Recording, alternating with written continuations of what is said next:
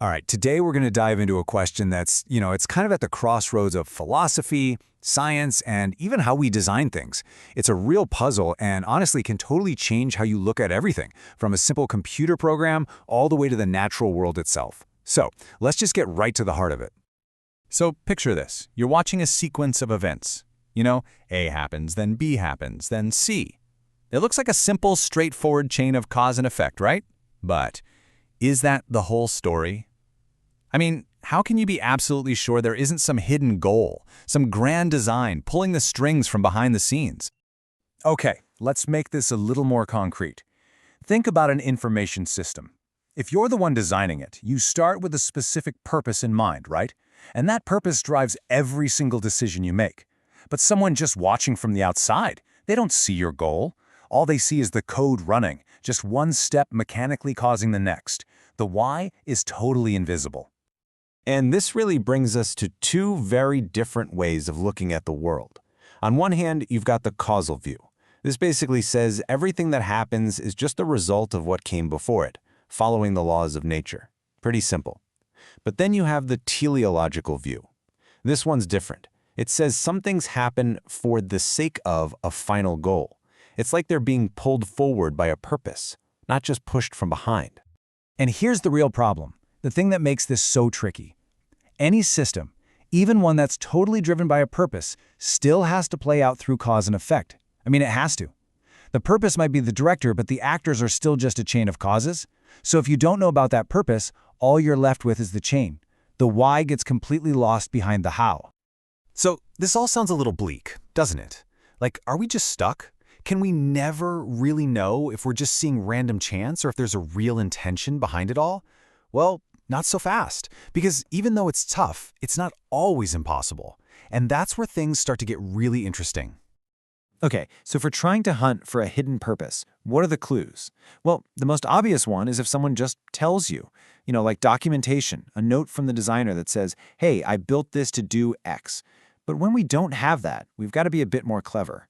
We can look for things like built-in design constraints, or maybe some statistical patterns that are just way too weird to be random.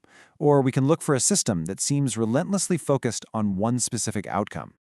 A perfect example of one of those embedded design constraints? A simple thermostat. I mean, think about it. It's really just sensors and switches working on basic physical principles. A piece of metal bends when it gets hot, and that breaks the circuit. Simple cause and effect. But it's the way all those parts are put together, in that feedback loop, that just screams purpose. The whole system is basically forced to do one thing, and one thing only. Keep the temperature stable. The purpose is literally built right into its physical structure. Okay, a thermostat is one thing. I mean, we designed it, so of course it has a purpose.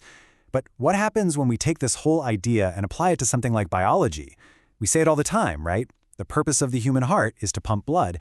But saying that sounds an awful lot like we're saying it was designed, and that is a hugely controversial idea when you're talking about evolution.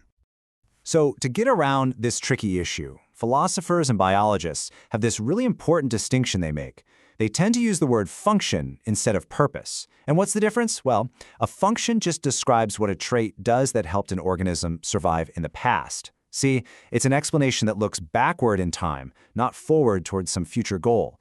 This completely sidesteps the idea that evolution has some kind of plan. So what this means is we can confidently say the heart's function is to pump blood. And why can we say that? Because way back when, organisms whose hearts were better at pumping blood were, they were more likely to survive and have kids. That trait was selected for. And just like that, you have a solid causal explanation for why the heart exists, and you don't need to bring in any tricky ideas about a forward-looking purpose.